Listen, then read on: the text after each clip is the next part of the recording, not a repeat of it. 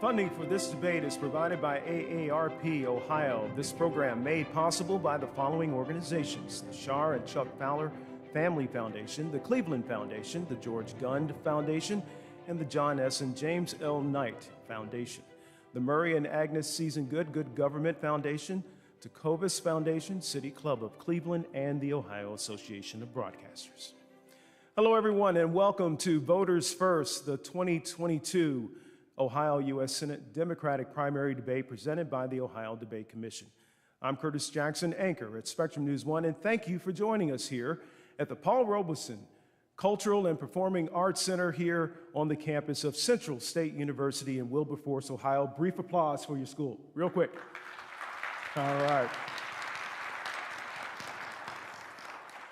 Over the next hour, we're going to hear from the Democrat contenders hoping to fill the seat being left vacant by retiring Senator Rob Portman. The candidates facing off in the Democratic primary election are Tracy Johnson, Morgan Harper, and Congressman Tim Ryan. Welcome to you, candidates.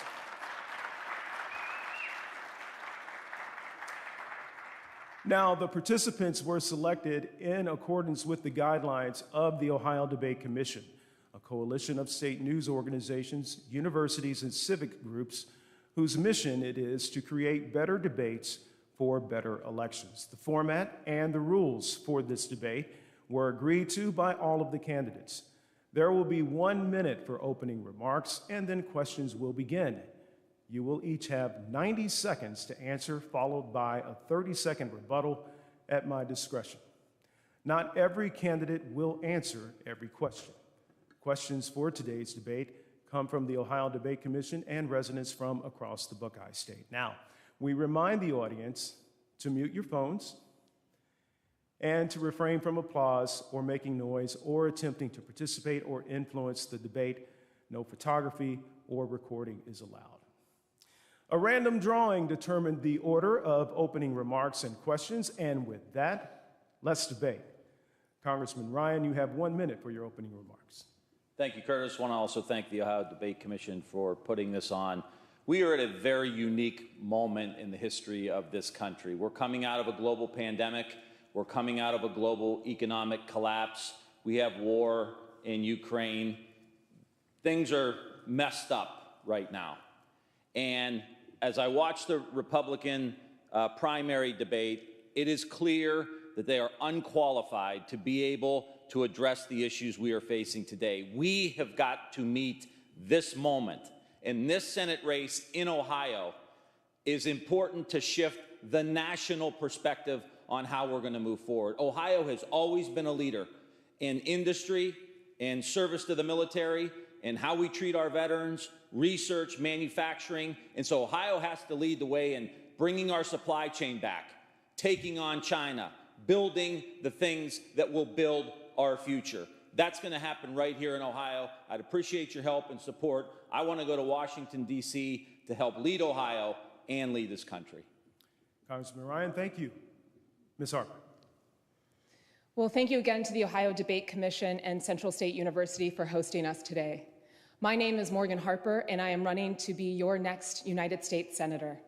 I was born in Columbus, given up for adoption. I lived in a foster home as an infant, and then was adopted and raised by my mom, a public school teacher. We went through a lot early on, but with a strong community around us, I was able to be in a position to get scholarships to go to Princeton University and Stanford Law School. And that made me laser focused on making sure, just like I got, that every Ohioan gets a fair shot. And when I got to Washington after the financial crisis, working at the Consumer Financial Protection Bureau during the Obama administration, I started to understand why that has become less of a possibility than ever. That place has been infiltrated by special interests that have prevented it from working for us. And that's why I want to be your next United States Senator, to make sure that we have Medicare for all, increase the minimum wage, and protect our fundamental rights. My name is Morgan Harper, and I look forward to debating the issues today. And Tracy T.J. Johnson, your opening statement. Thank you all for being a part of this moment. I was born and raised in Toledo. To Ellen, a single mother with 4 children. I was the first in my family to graduate from college. My mother was a passionate teacher. And after 30 years of service, she retired and then lived with me for 15 years. until she passed away recently at the age of 91. Now, during my journey as a caregiver, I remained a community activist. For the past 20 years, I've been a ward committee woman fighting for workers' rights, a woman's right to choose, and criminal justice reform. I started a successful information technology company, and I invested the fruits to help my niece and nephews graduate from college because it takes a village to raise a family. Now, Democrats, I know what's at stake in this election. We have to get people back to work so they can put more money in their pockets. We have to defeat Trumpism, and we have to unify and uplift Ohio for a better tomorrow. My name is Tracy T.J. Johnson, and I want to be your next United States Senator. Candidates, thank you. We now move on to questions. Tim Ryan, the first question goes to you. You all have 90 seconds to answer, followed by the same question to Ms. Harper and Ms. Johnson. First question, Congressman Ryan. The war in Ukraine has entered a precarious phase. NATO is doubling its forces near the Ukraine border to protect our allies, and at the same time, there is an increased threat of Russia using chemical, biological, or even nuclear weapons. Every provocation raises the risk of invoking Article 5 of the NATO Treaty. An attack on one is an attack on all.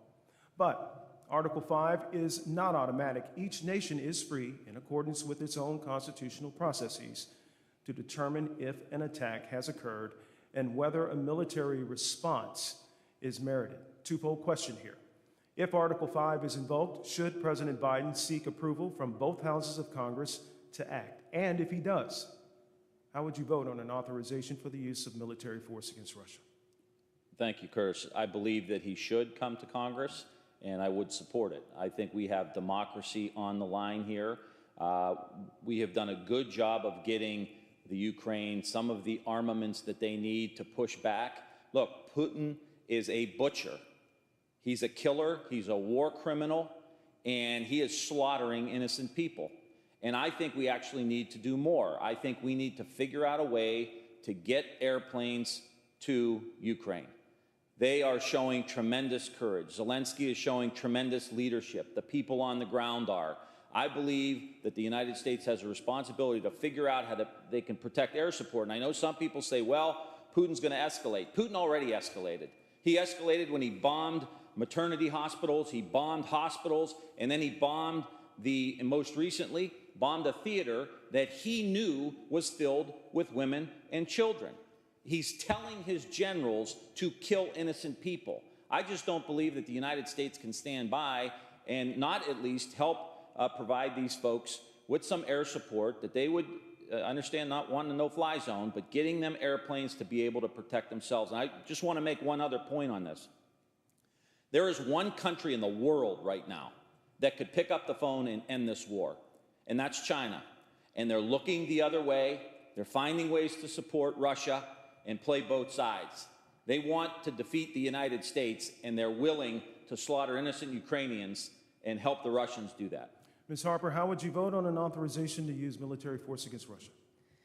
Well, what Putin is doing is an absolute travesty, harming and killing Ukrainians just brazenly, and we have to have a strong response. And so that's why I have been outspoken about imposing aggressive economic sanctions against Putin and those around him who are enabling him.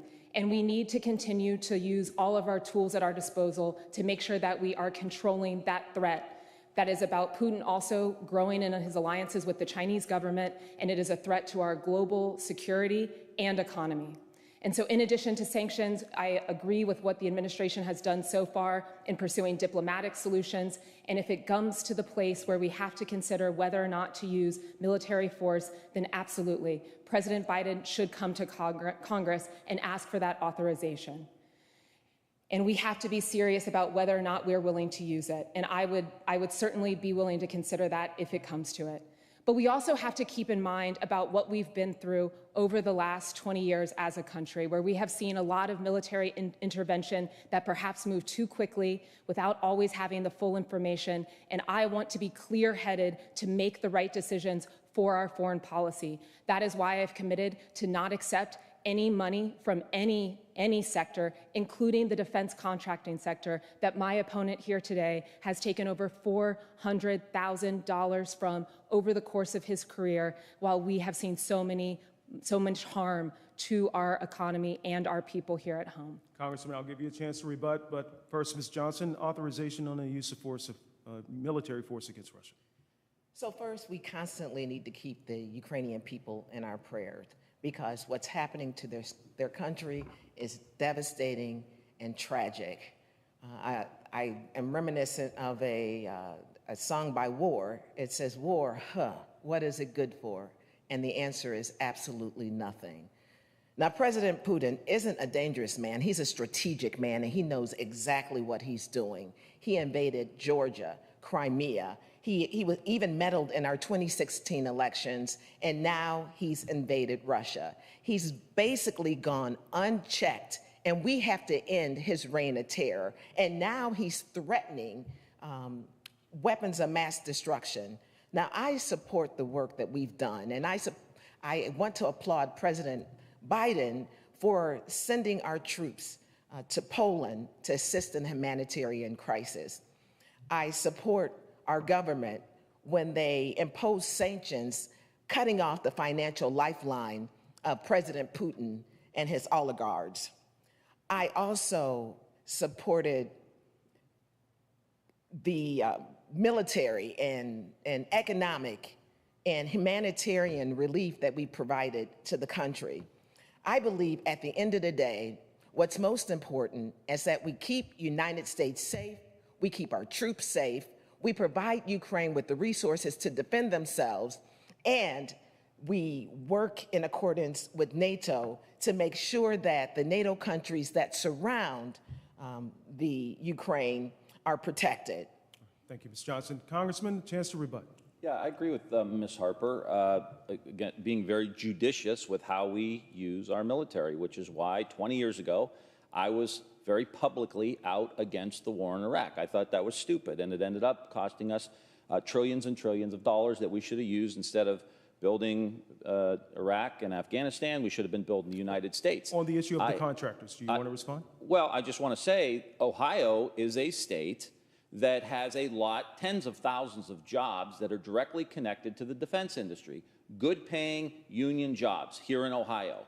And I don't think we need to waste money, but I don't think we should immediately be pulling the plug. These are businesses that, of course, I'm going to work with them. They're putting jobs into Ohio and employing Ohioans. Now, quickly, I have fought the Department of Defense on wasteful spending, including if it was an Ohio company. So TransDigm, which was bilking the taxpayer, bilking the Department of Defense, I took them on. And they ended up getting fined tens of millions of dollars for what they did wrong. So you can have both a strong defense, create jobs in the United States, and take on waste, fraud, and abuse in the Department of Defense. All right, thank you. Let's move on to the next topic. We're going to talk Supreme Court. As you know, the nominating committee for Judge Ketanji Brown Jackson is currently actually meeting. They're moving steadily ahead with her vote. This, however, has raised a lot of questions about the political nature of the court, as some are calling it, and what can be done to ensure its legitimacy and integrity going forward. Ms. Harper, what do you think of Supreme Court reform? You actually favor stacking the court. Yeah, and before I get to that, which I am very excited to answer that question, I do want to come back to one thing that was just said by the congressman, that equating having to take money, which really are bribes from corporations that are only enriching defense contractors, not here at home, but actually in the suburbs of Washington, D.C., and those executives become very rich as a cost of keeping their business in our state. Wow, a real misunderstanding of what leadership should be and what it takes to have good economic development for the state of Ohio. Now, getting to the issue of expanding the Supreme Court, which I do support. We now have an institution of our government, the Supreme Court, that has been radicalized by the GOP, that has pushed through these confirmations, and we need to be honest about the fact that that is happening and that it no longer represents the majority of the will of the people living in the state of Ohio or across this country. We need to recalibrate it, we need to balance it, and especially when we see what's happening right now with abortion access and their radical approach there, it is necessary that we both rebalance the Supreme Court, expand it. We need to codify Roe v. Wade into law, and we need to make sure that we get rid of the filibuster to make that possible. Very much support those things. Ms. Johnson, Supreme Court reform. Yeah, so Roe versus Wade is under attack like never before. And the decisions that are coming out of the Supreme Court tells us that we need to look at our justice system, and we need to look at the court systems. I'd like to first thank President Biden for his nomination of Judge Jackson as the first African-American nominee to the Supreme Court. But in regards to stacking the court, I think we need to tread lightly, because if we expand the court as Democrats, then when Republicans come in, they'll expand the court, and then the court will lose its power.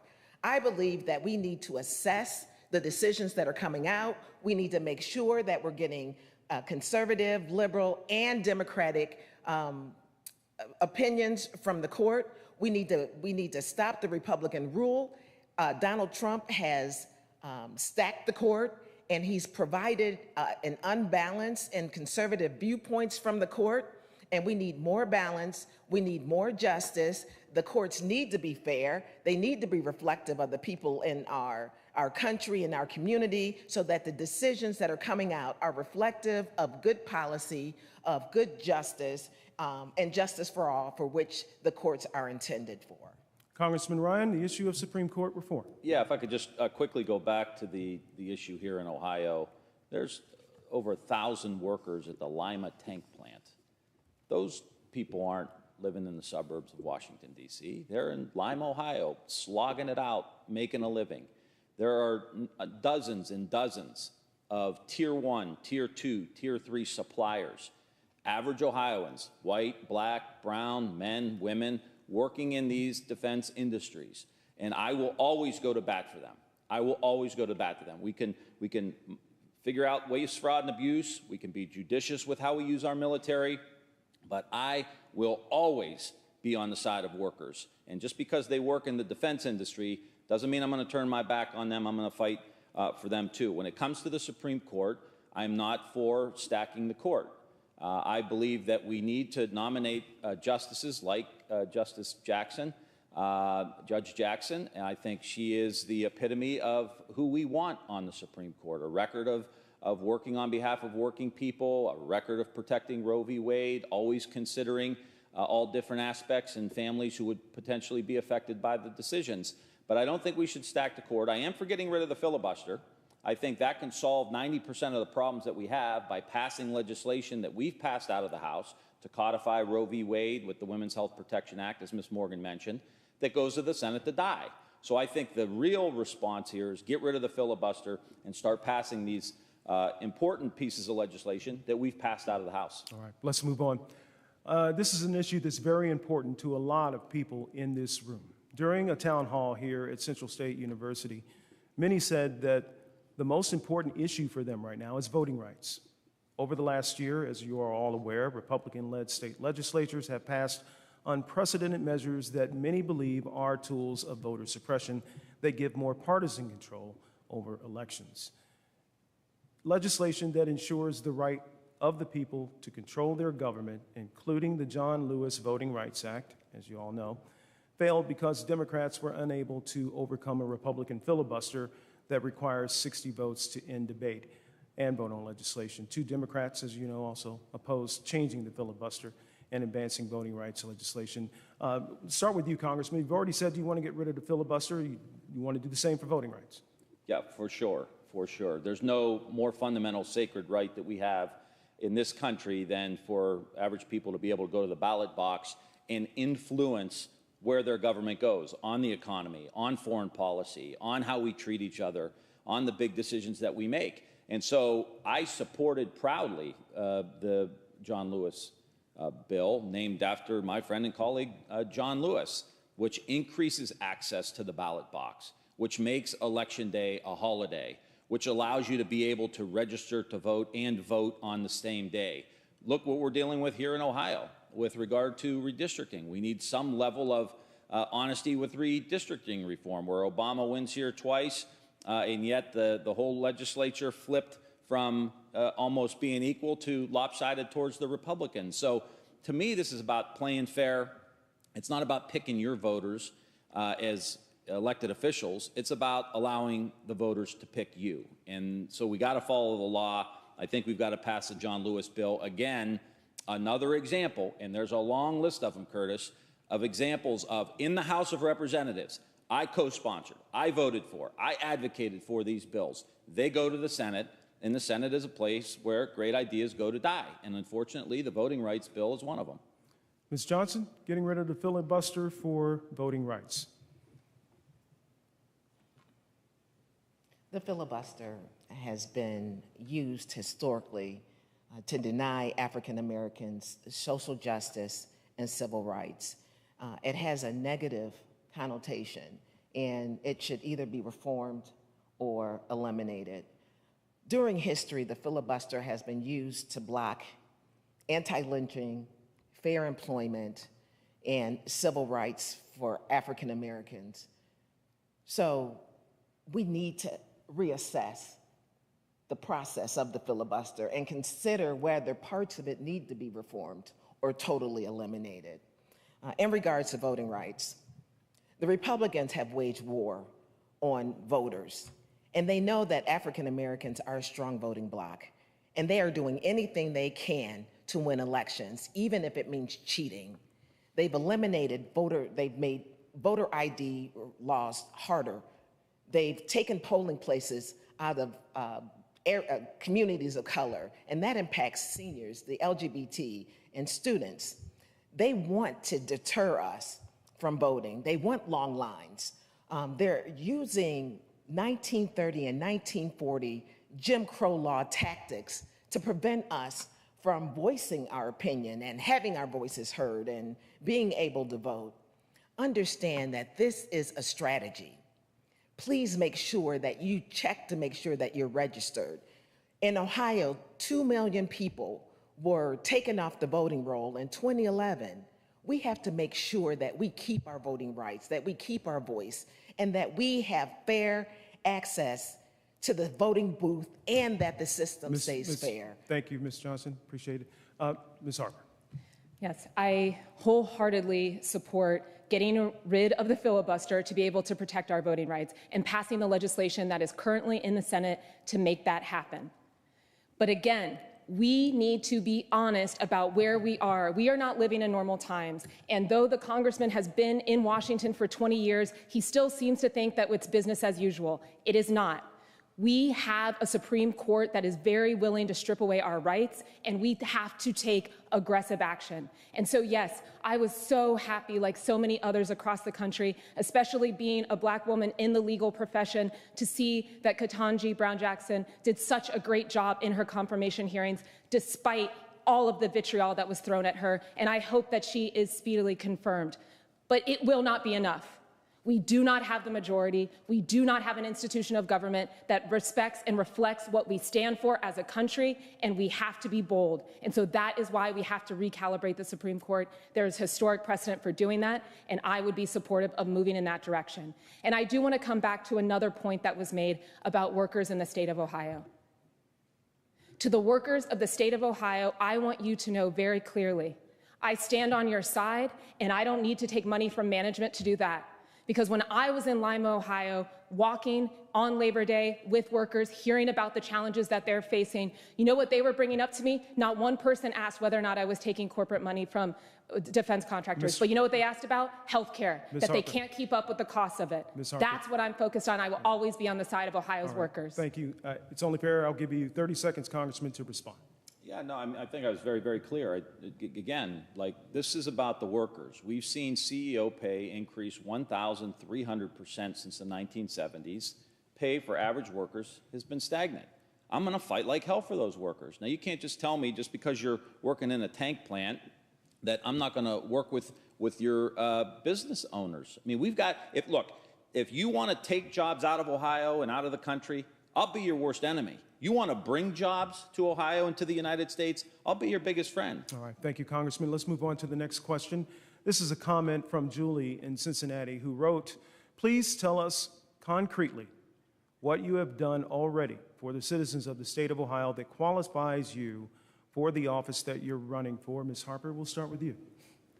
Yes, thank you for the question, Julie. So, as I mentioned in my introduction, one of the formative experiences of my career so far has been working at the Consumer Financial Protection Bureau during the Obama administration, going after the big banks that caused the foreclosure crisis that hit so many Ohioan families very hard.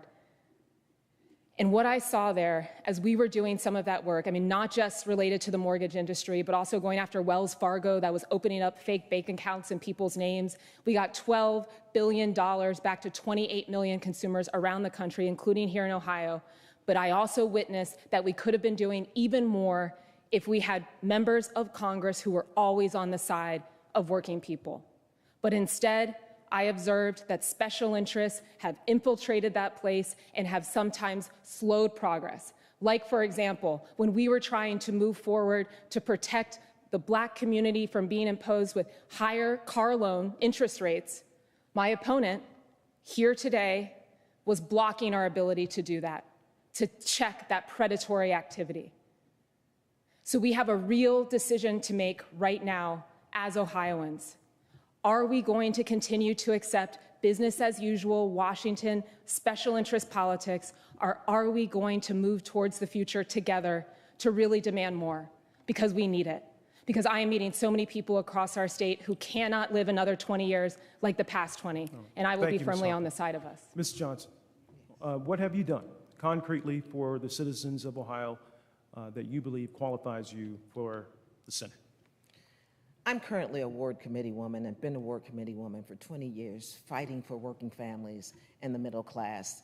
I've spent a lifetime fighting for Ohioans, and it began in state government when I worked for the Office of Budget and Management, and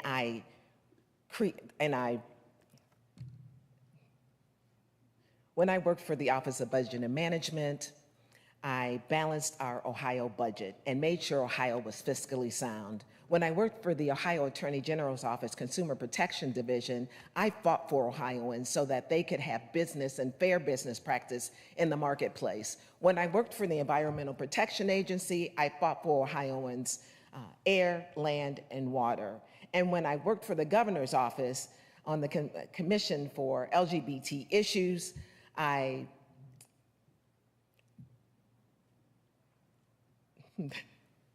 what did I do?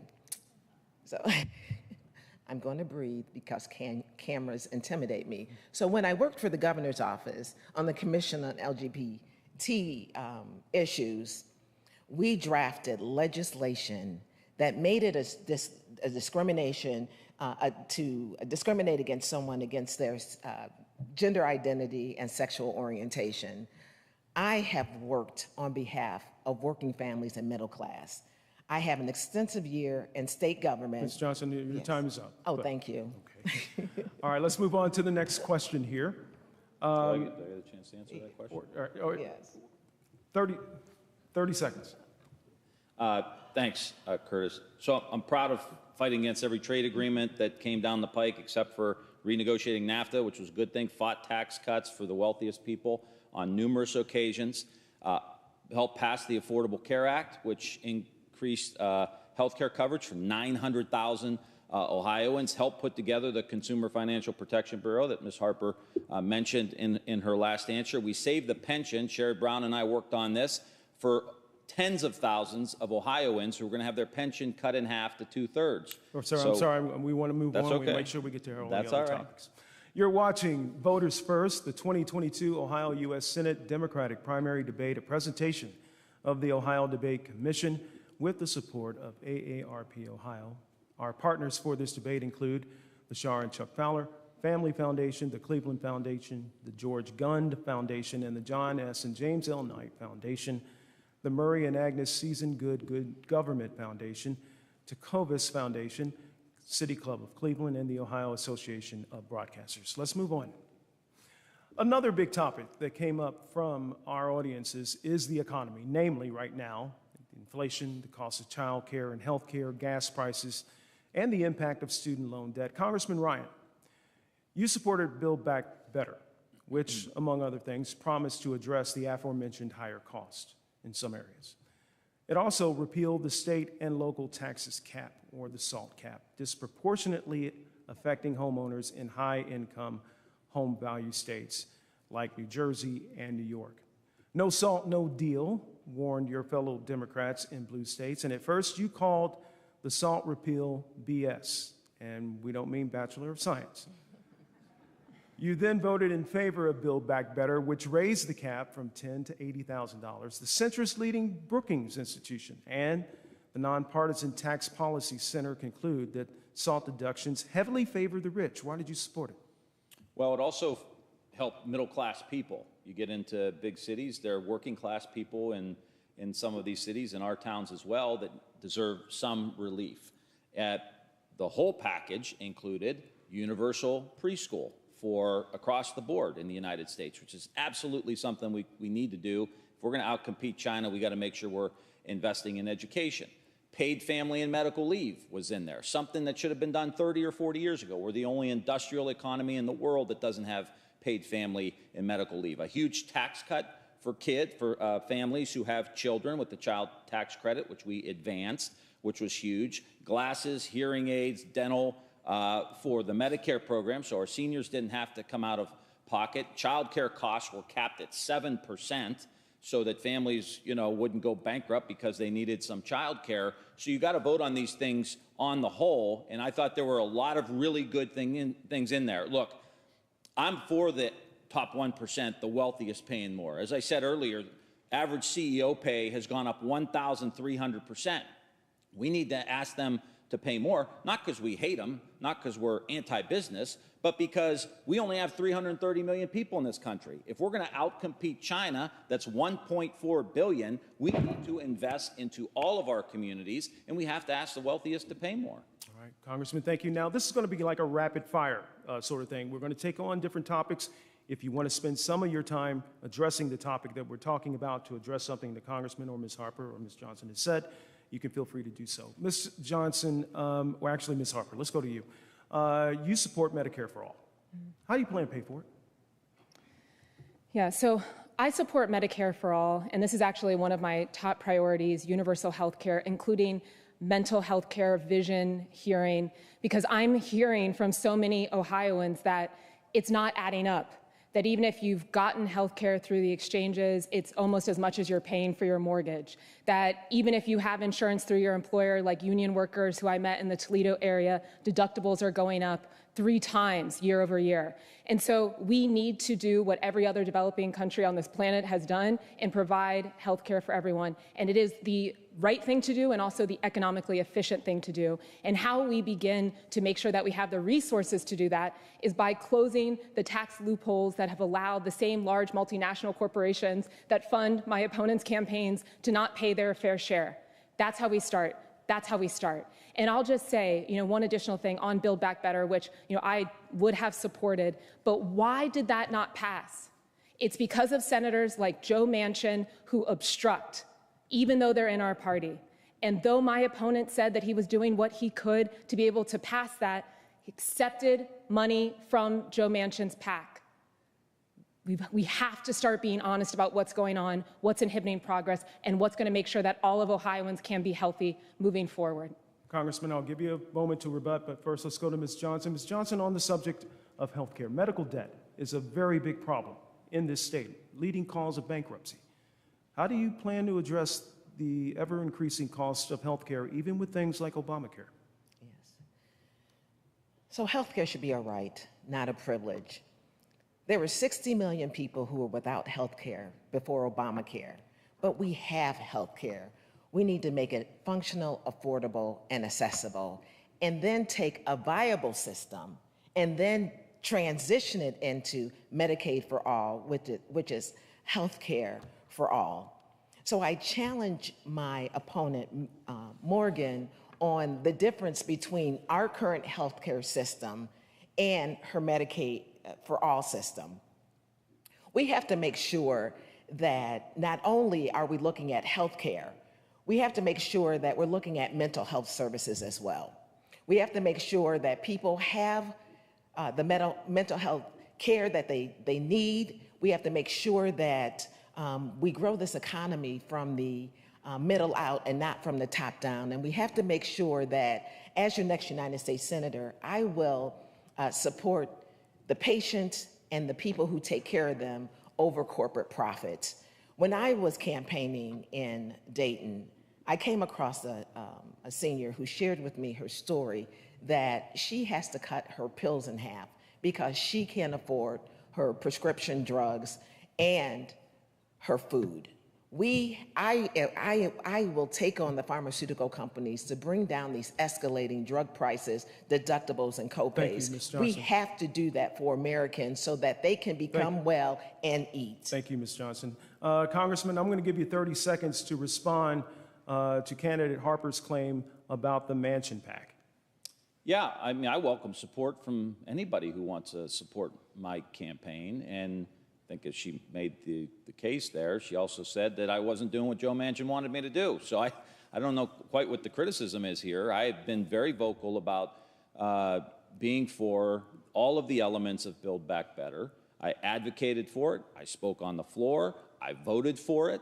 And Joe Manchin wants to help another Democrat in the state that borders his. I just don't see what the criticism is. All right, let's move on to the next topic. We'll stay with you, Congressman Ryan. Student loan debt, major driver of income inequality, especially for Black Americans who carry more debt as it relates to education than their white counterparts. You have proposed student debt relief for essential workers, but there's a lot of evidence that suggests that the government lending for education has systemic problems that do more to expand the inequality than to fix it. Should more be done as it relates to student loans? And if so, how? Yeah, of course. And I'm for a very comprehensive way to solve this problem. My wife, Andrea, and I are still paying off her student loans. And I think it's outrageous that people who want to go try to get ahead in life, try to invest into themselves, invest into their education, are paying these exorbitant rates, 8, 9, 10, 11, 12, 13%. It's insane. How do we think we're going to outcompete China, grow the middle class, if we're strapping families with these huge amounts of debt? So I think one of the issues I'm pushing now is how do we allow people to renegotiate down the interest rate? We don't need the banks benefiting from all this. Get that rate down to 1 or 2%. Put money in people's pockets. I do think if you took out a loan, you should pay it. But put more money in your pocket, and that'll help you buy a car, buy a house, and be able to reinvest back into the economy. In the recent appropriations bill, and I sit on the Appropriations Committee, we increased the money for Pell Grants. We've got to increase grant money. But look, 74% of the people in Ohio don't go to college. So we've got to make sure that we're also focusing on how do we build that workforce up too. We need to get shop class back in our schools. One of the dumbest things we've ever done is tell everybody they got to go to college, right? We need to get shop class back. We need to make sure we got financial literacy back. We got to have robust investments in our joint vocational school, encourage apprenticeships into our union. I mean, even the big Intel project in Columbus, they're saying there's going to be thousands of jobs there that will not require a college degree. So we've got to make sure we take care of them as well. Thank you, Ms. Harper. Student loan debt, how would you fix it? Yeah, the student loan crisis is at this point a multi-generational crisis. When I was at the Consumer Financial Protection Bureau during the Obama administration, we did great research showing just how much this has become an issue that hits people across the age spectrum. We have grandparents that are on the hook for this debt, parents, and as is talked about a lot of young people. I'm meeting young people that don't even feel comfortable that they would want to have a family because of the level of student debt burden. And by the way, some of these young people are now, like me, almost 40, over 40, into 50s. We need to cancel the debt. We need to create economic opportunity for people all over Ohio and make sure that we can be a state of the future. And what can that future look like? I call it Ohio Opportunity Guarantee. We need to be investing to create up to 600,000 jobs in the clean energy sector over the next 10 years. We need to make sure that we don't repeat the mistakes of the past 20 with all of the student debt by ensuring we have debt-free training and educational opportunities for people to pursue four-year college degrees, vocational training, and other training that they might need to be part of this workforce so that every Ohioan has the ability, just like I'm so grateful that I got the chance to live out your potential regardless of what region you live in. And I'll just say, I mean, just this week I was in Sandusky County and a woman told me how stressed she is for her daughter, who went to school, got a degree, has this debt, and is now back at home because she can't afford to keep up with the bills and also be able to afford housing. We've got to move. We've got to move quickly. We're going to move on to the next question, and this is going to be for you, Ms. Johnson. Several Ohioans have wrote about gun violence, including Donna in Columbus, John in Newton, John in Xenia. So what are you going to do to fix this issue? Because there are a lot of complicating factors when it comes to guns. You don't have the research that necessarily shows any sort of causal relationship. There's very little political support. How would you address the issue of gun violence? So Ohio has the weakest laws on gun and gun violence. Our communities especially the African American communities, have a ton of guns that are just available for homicides, robberies, and accidental discharge. We have to make sure that these guns are off the street. And once elected, I will create policies that pull guns off the street and make our communities safe. There was a 24-year-old in Dayton. She went on the 32nd rampage, killing 9 people and injuring 17. Washington did nothing. Our Ohio House was silent. We have to get our guns off the street because they're killing our children, they're killing our family members.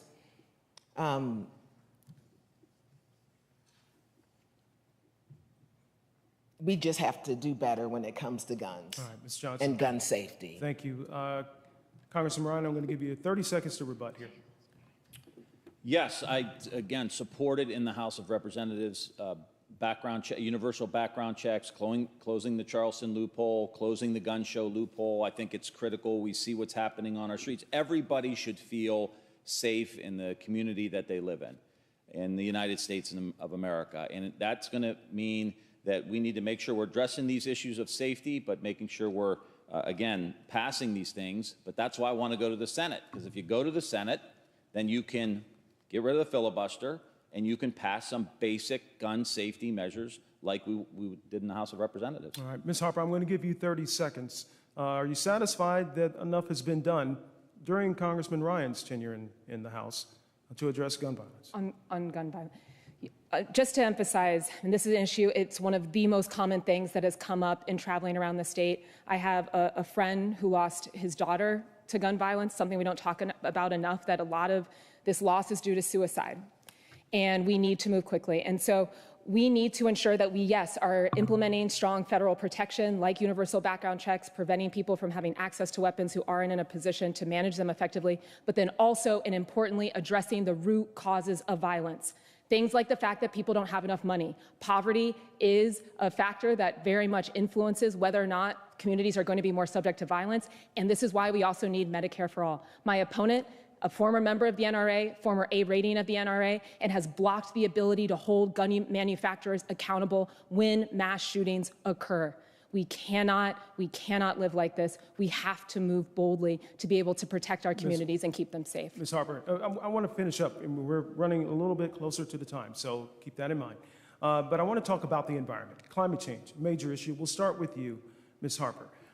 You've had proposals that are very aggressive when it comes to climate change. However, since February 24th, 33 days ago, with Russia's attack on Ukraine, we're looking at a situation that's way different as it relates to the production of energy and how we get it overseas in order to support Europe and get them off of Russian oil. Does this in any way change your approach to dealing with climate change? Well, we have 2 different things that you're mentioning, and thank you for the question. First, we have an emergency situation with what is going on with gas prices and in Ukraine and what has really hit the pocketbooks of so many people in Ohio. And so I think that we should take emergency measures to address what's happening. We should be considering things like repealing the gas tax that's adding an additional 30 cents a gallon in some cases to what's now over $4 a gallon for a lot of Ohioans. We need to make sure that we're addressing windfall profits, that big oil, big gas, that fossil fuel industry is taking advantage of this moment of true global humanitarian crisis to be able to just continue to milk the working people of our state. Those are the short terms, but moving forward, again, we need to be honest about where we're headed. We need to make sure that we are investing in the renewable energy sector that is going to be putting us in a stronger position as a country from a national security and an economic perspective. And that is why I have made a commitment to not accept any money from the fossil fuel industry so that I will be able to fight for that agenda in the United States Senate. And I will note, and coming back to a theme that I have already touched on, we have to have a U.S. Senator that is going to be clear-headed about what's best for Ohioans. And my opponent has taken $100,000 from First Energy, for example, fossil fuel industry that is responsible for one of the biggest corruption scandals in our state's history. This is not the type of leadership that is going to be able to move us where we need to go, which is into the renewable energy sector. Ms. Harper, thank you. Congressman, I'm going to give you 30 seconds to rebut and to also answer the question of how, if at all, policy as it relates to climate should change since Russia's invasion of Ukraine. All in 30 seconds. All in 30 seconds. I got you. First of all, First Energy is in my district. Thousands of workers are there. Of course, we want to always fight for those workers. I stood on picket lines in Toledo with workers in the oil industry. I rallied with workers in Lima taking on big oil. So I always have been there for the workers. When I hear about climate, I hear opportunity to create millions of jobs, whether it's building electric vehicles in Lordstown, whether it's being out at First Solar in Toledo. They're having a 2,000 square foot expansion, the Intel project to do the chips that go in there. Ultimately, these are opportunities for us. The infrastructure bill that we passed that has $7.5 billion in it for us to do charging stations, voted for that, and that's going to create 600,000 jobs. So there's opportunity here in the new economy, and I'm all in for that. Congressman, thank you. That is going to conclude the questioning portion of the debate. We have a few minutes left for closing statements. Each of you will have 90 seconds to respond. Congressman Ryan, we'll begin with you. Yeah, Curtis, thank you. Central State, thank you. Ohio Debate Commission, thank you. To my colleagues here, thank you. You know, my grandfather worked in an economy that was a lot different than the ones that we're seeing now, and the one that so many families are living in now. He was a steel worker for 40 years at National Gypsum in Niles, Ohio. And he didn't have to work 50, 60, 70 hours a week. He did during the war, but after that, he could work for 40 hours a week and make a good, solid living. He had a garden that he would cultivate. My grandmother would go out there, and they were Italian, so we had all this good Italian food that came fresh out of the garden. He was the lead usher at 1045 Mass at Our Lady of Mount Carmel Church. He was the head of the beer tent at the festival in the summertime. He was able to participate in civic life because he didn't have to spend 6, 7 days a week, 12, 15 hours a day. That's what this election is about. That's the direction we need to move in. Start cutting workers in on the deal. This has been going on for generations now, where the top 1% get all the benefits and the workers get screwed. And I'm tired of it. And they're white workers, black workers, brown workers, men, women, manufacturing, service. It's across the board. And I'm going to fight like hell for every worker in this state and in this country when I get to the United States Senate. And we're going to start cutting workers in on the deal. We're going to start asking the top 1% to pay their fair share, but we're going to build America. We're going to rebuild the middle class, and we're going to beat China. I'd appreciate your help and support. Tim for Ohio, timforoh.com. If you want to join the campaign, we'd love to have your support. Congressman, thank you. Ms. Harper, your closing statement. Thank you.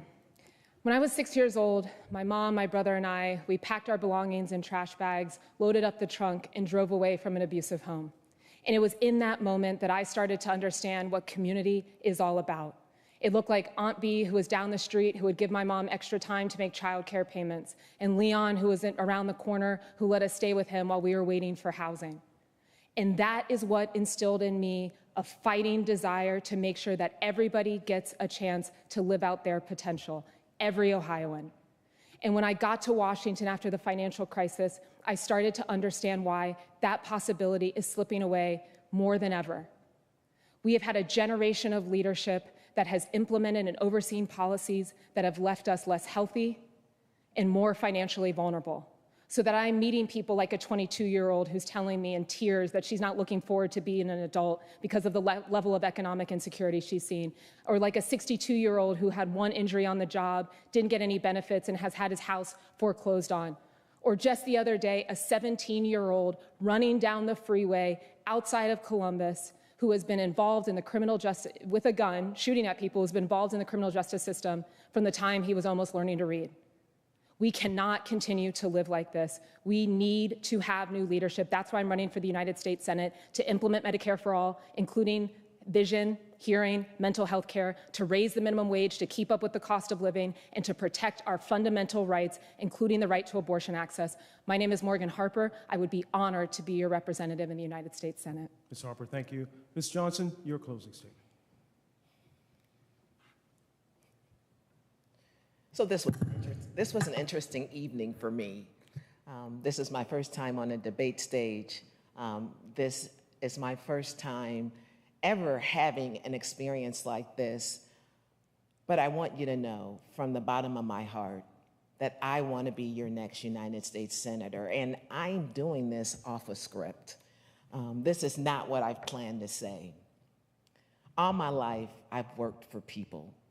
And I've entered people's lives when they were at the worst part of their lives. I've been there after their home has burned down, with the American Red Cross providing them with food, clothing, and shelter. I've been there for them when they are at the food pantry and they were at their wits' end with their babies and their children because life had hit them extremely hard, and now they're in a homeless shelter or in a food pantry getting food.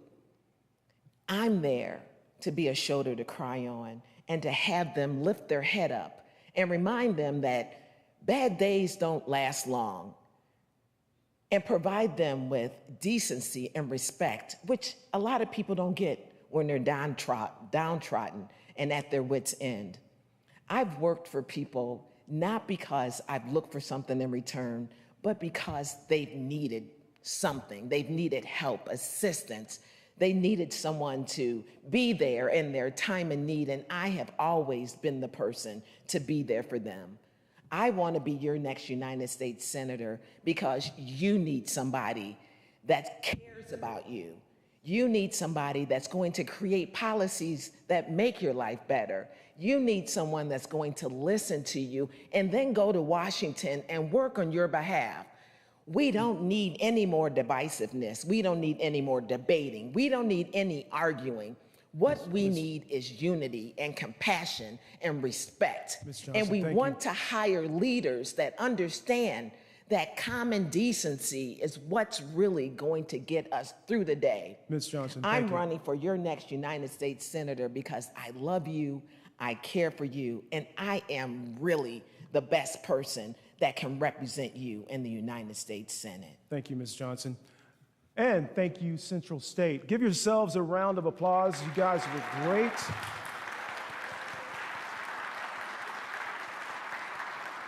You know, we live in a time, as we all saw last night, some of us during the Oscars, where civility is in short supply.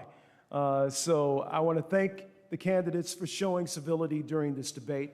I want to thank you for being civil as you listened patiently and didn't respond with anything that would have caused us to, have to delay in any sort of way. This is what a democracy is about, right? We get together, we hear each other out, we leave, and then we go and we vote.